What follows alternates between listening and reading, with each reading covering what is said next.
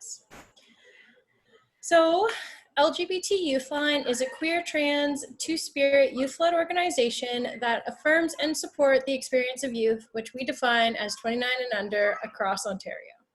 We do this by providing anonymous peer support and referrals, training youth to support other youth, and providing resources so youth can make informed decisions. So that's kind of like our high level overview of like who is LGBT YouthLine, but we also wanted to provide a bit of context just about our values, because we find that this obviously as values for an organization, it really drives what we do. So just to go over these really quickly, just wanting folks to know that we are an organization that is youth centered. So what does this mean? We know that youth know their own experiences best, and this makes them the best people to make choices about what's right for them. So we offer support, not advice, affirmation, not judgment, and we offer information and resources to youth to provide them with the tools to make their own well-informed choices that make sense for them. We also prioritize youth leadership to ensure our program, services, and entire organization is directed by the needs and desires of youth. And so as Katrina mentioned, we do define youth as a pretty large category, so 29 and under, and just to name two, that our entire staff team, with the exception, I think, of one person at this point, are 29 and under. So we are youth-led. Also, in terms of confidentiality, this one feels pretty straightforward. So on all aspects of our work, we're committed to confidentiality of personal information and respect the anonymity of our service users and our volunteers. Our next one that I'll name is anti-oppression and anti-racism. So as an organization, we work to create an organization that reflects anti-racist and anti-oppressive values, and we recognize the impacts of racism and oppression are intersectional and cannot be addressed in isolation. So we work with diverse 2S LGBTQ+ communities where people impacted by racism and other forms of oppression on interpersonal and systemic levels. Because of this reality, we are committed to prioritizing BIPOC, so Black, Indigenous, and people of color experiences in our work. So again, you'll see that reflected in our staff team and our volunteer team, that we really make sure to reflect, like our staff share the identities of the folks that we're supporting. So in terms of accessibility, we're just striving at all times to provide environments that respect the autonomy and self-determination of all people, including people with disabilities and or are deaf and or hard of hearing. This includes working on removing physical and social barriers to our programs and services, and also in an online world, what does that mean in terms of our programs and services being accessible to folks, something we're always striving towards and committed to addressing things as they come up and changing things as needed by folks. Harm reduction, again, one of our core values. I'm just recognize the time, I'm not gonna go through each of them, I guess, in terms of outlining what each of them mean, but harm reduction, sex positive, Indigenous solidarity, growth and learning, and I guess like collaboration, I'll just name that one as the last one there. So while YouthLine plays a unique role in supporting 2S LGBTQ youth, you recognize that we do not do this work, we do this work as part of a larger network comprised of programs, services, organizations, communities, and individuals. So just to name that, and that's why we're here today, because we know that as a provincial organization, what we don't want to do is parachute into smaller communities and take up space unless we're invited. So I want to say thanks again for inviting us in today to talk about YouthLine. And I think we can go to the next slide. Perfect, thanks. So I'll just provide like a brief overview of some of our programs. So most folks know LGBT YouthLine through our peer support HelpLine. So Jenna, kind of like you were stressing earlier around the programs that your organization offers, YouthLine is a similar thing. So we do offer a peer support line, but we are not a crisis line. So the folks that answer our phone calls, the text messages and chats that we receive are other youth. So we have about 60 youth volunteers that manage the line. So they're the ones that are responding. They're not trained as counselors. They are peers who share some of the same experiences as the youth who are accessing our lines. And it is completely confidential and anonymous. So just to name in that slide, it says our hours of our support line. So Sunday to Friday from 4 to 9:30. Those are the times when our peer support volunteers are available to chat. And just to name too that because this is a peer support line versus is a crisis line you can call for whatever might be going on. So that might be like, for a lot of folks, it's calling because they have happy things that they want to talk about, or they have a crush on someone, or they might be questioning, or it could be hard things. It could be, you know, a lot of folks are stuck in isolation right now with families that aren't that supportive, or they're experiencing harm or violence in other ways. So this is all the reasons why folks access our support line. Yeah, just to have someone else to talk to who might share their identity in particular ways, at the bare minimum, as a 2S LGBTQ youth who's 29 or under. So that's kind of a bit of information, introductory information about our HelpLine. And also just to name too, again, this is a provincial service. So you can be anywhere in Ontario and still access these lines. So you can go to the next slide. So again, this just shows from 2019, just kind of a sample of the folks that we support. So you can see lots of different stats in here. The location of our service users, I'm looking at it, it's very small, but you can see that most of our service users are coming from Toronto, because our office, we only have one office, and that is in Toronto. But something we've been working on for the past couple of years is really expanding our reach to make sure that we're reaching folks who are from all throughout Ontario and not just from the GTA. And you can see a little bit of a breakdown of the age of our service users. So the majority of the folks that are reaching out to us are between 13 and 15. Also, just a couple of stats around identity. So 43% of youth identify as trans, non-binary, questioning. And oh, there's a number, 56 active volunteers. So that was from 2019. So that number has definitely gone up. So that's just a bit of stats about our peer support line. And actually, we'll name too that there is a recruitment cycle coming out. I think they're launching it today or tomorrow, this is a very exciting year for us because everything is remote now, including our peer support volunteers. So for the first time ever in 25 years, YouthLine is actually opening up positions for peer support volunteers to be anywhere in Ontario. So previously, we only accepted volunteers who were in the GTA because they would physically come to our office, and that's where they would answer our phone lines.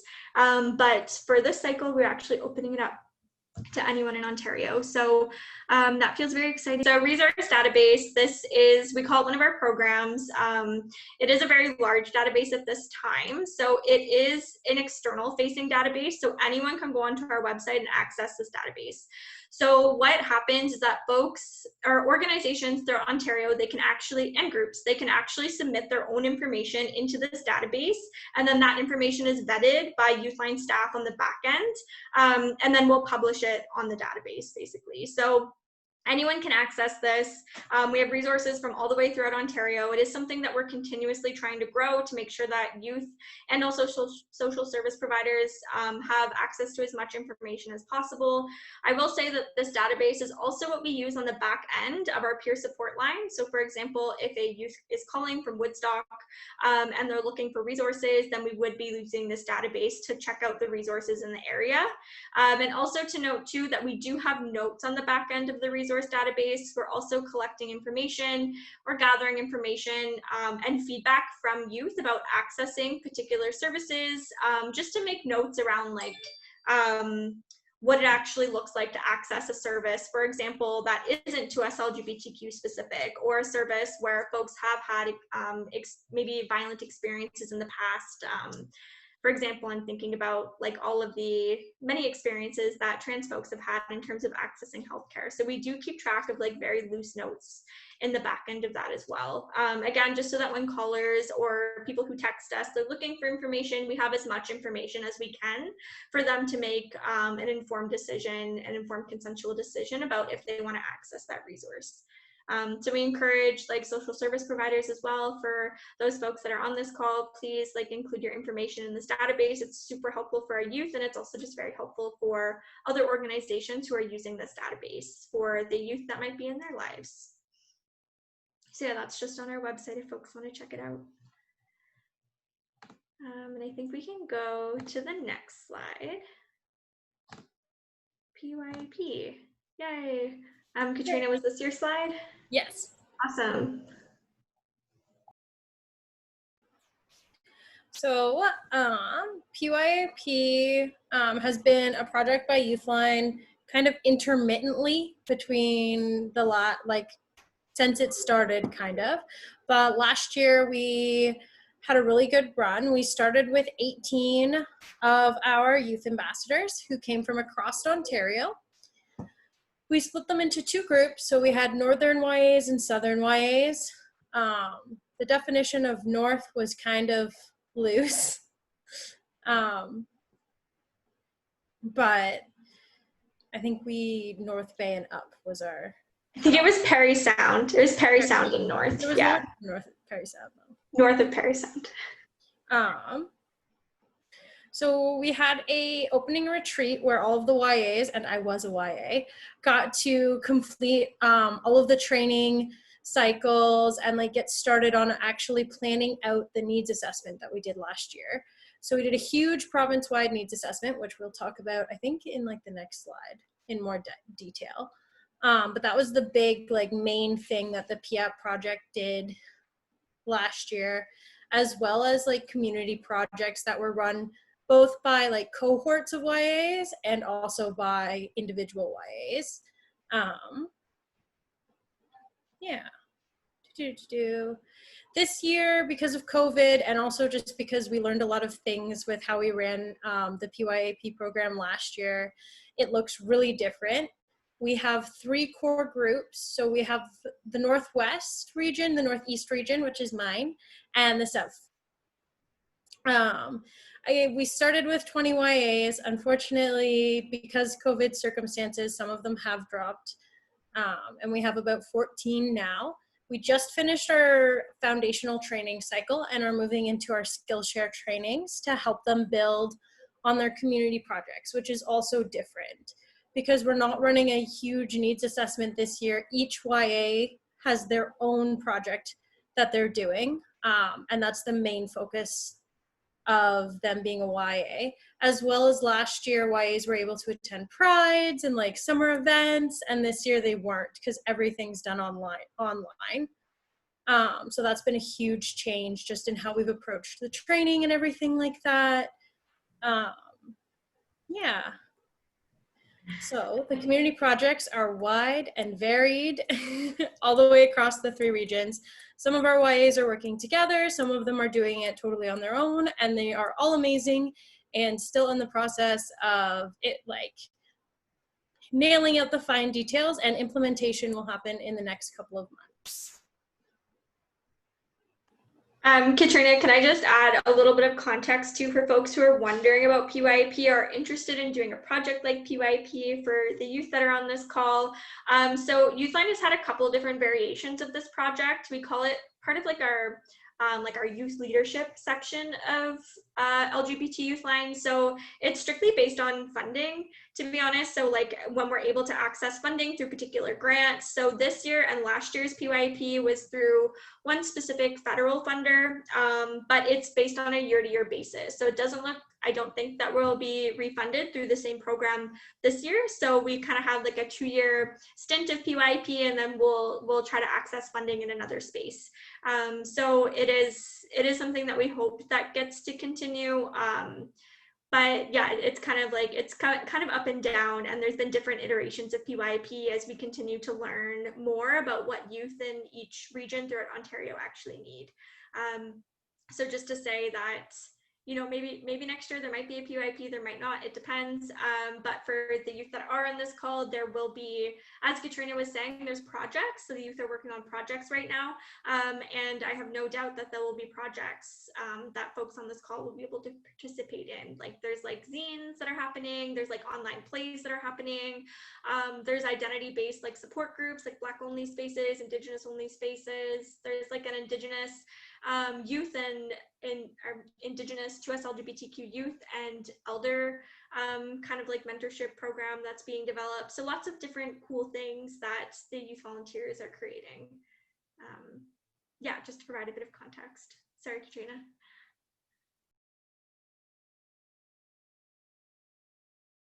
No, context is great. That's all for this slide. We can move on to our needs assessment slide now. Thank you. So the needs assessment we did last year, and it was basically just asking 2S LGBTQ plus youth what they wanted to see in their own communities. So what changes that they wanted to happen. Because as Haley said earlier, we don't ever want to just come into a community and then make changes without knowing that's actually what the community wants. So 1,200 youth throughout the province responded, which was huge and way more than we were expecting. We made 5 different snapshot reports, just kind of breaking down the different demographics that did respond, as well as a summary report, which can all be found on our website. Whew. And we're currently working on completing our recommendations report, which is based on the needs assessment and will include resource documents for youth who are looking to do organizing work on any of the things that came up. And there will be more information in a quick minute about all the different results that happened in the needs assessment. Cool. So again, I'm just noticing the time. It turns out it's taking us way longer than I thought to get through this like introduction to YouthLine. So I'll quickly go over Youth Organize. I don't think it really applies to folks in your region anyways. We're hoping eventually it will, but right now it doesn't. So Youth Organize is a program that we launched last year. It was exclusively an online program for youth to connect, to learn skills and tools, and also just build community around organizing in their local communities. We have adapted it for this year, and it is going to be region specific. So right now it's being launched in Peel and Halton regions, specifically for a 20 youth cohort for that program. And again, it's going to be, I guess, similar to the original, except we had planned for more in-person things, which is why we based it in a particular region. Because of COVID, that might not be the case, but it is going to be more of a provincial youth ambassador type model, where there'll be trainings involved, except folks will be working in groups and they'll be developing projects that build capacity within their communities. So we're not sure what that's going to look like yet. Our application cycle is just about to launch in a couple of weeks, but we are hoping that based on this model and see how it goes, we are hoping to maybe expand that into other regions if that's desired by youth. So that's a quick little update about Youth Organize. I promise we only have another couple of slides. Katrina, did you want to take this one on and how to get involved? Yeah, for sure. Sorry, I'm just like petting my cat a little on the side. So YouthLine has a like wide variety of different ways that you can get involved and help support them. The main one being to volunteer, whether that's just helping with setup at an event, or there's also like placement opportunities. Peer Support is doing their first ever Ontario-wide recruitment process, as we mentioned earlier, and that started today, as well as getting involved, you know, when it stretches hopefully out into your area with Youth Organize. And if we manage to keep PYAP going based on funding, then that is also provincial wide. So that's a good one to volunteer for as well. You can also help by attending any events that YouthLine puts out that you're interested in, or even just showing interest in some of the events, even if you can't actually make it. You can help fundraise. We have a whole bunch of like different ways that you can do that on our website, as well as following us on social media. I think we have a Twitter. I know we have an Instagram. And just talking about us to other people. So if you hear us come up in conversation with someone, be like, yeah, I heard of them. I know what you're talking about. Or, you know, I heard that they had this really cool peer support line. You can do that. And that's awesome. And then SquareSite, which I had questions about because I didn't realize what that meant, which is our merchandise buying place. So you can go there and buy YouthLine swag. There's the word. Yeah. I'm going to add 2 things too that I feel like we probably should have added. The first one, crap, and now I forget my train of thought. The first one is just like the context of like YouthLine as an organization. We are very tiny. So actually just like I think 4 months ago, we were a staff team of 5. So we had 5 folks that were working for LGBT YouthLine. But because we just happened to receive all of this grant money at the same time, our staff team has actually increased to 14. So for 25 years, we had between like 1 and 5 staff, and then bam, this year we've actually grown to 14 staff. So just to name that as a little bit of context. Yeah, I think that's all. I actually think that's all I needed to say, because I know we've taken up a lot of your time just like talking about YouthLine. As you can see, we're very passionate about it, and we offer a lot of really cool things.